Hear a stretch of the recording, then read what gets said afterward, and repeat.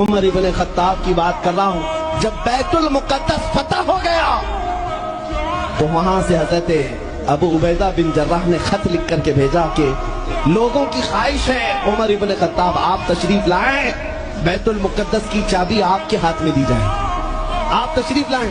تو عمر ابن خطاب رضی اللہ تعالیٰ عنہ مدینے سے چل پڑے اپنا ایک غلام لے کر کے، لیکن غلام اور خود ہونے کے بعد ایک ہی گھوڑا تھا۔ طے یہ کر لیا غلام کے ساتھ کہ 1 میل میں بیٹھوں گا تو چلے گا، دوسرے میل تو بیٹھے گا میں چلوں گا۔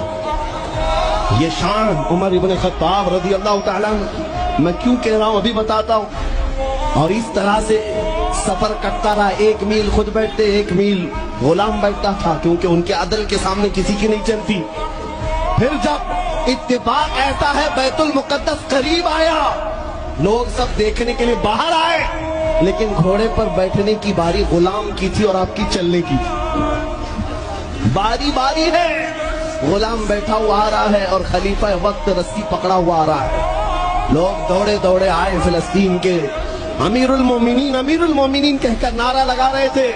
تو جو موجود صحابہ تھے انہوں نے بتایا یہ گھوڑے پر بیٹھا ہوا امیر المومنین نہیں ہے، یہ گھوڑے کی رسی پکڑ کر جو آ رہا ہے وہ امیر المومنین ہے۔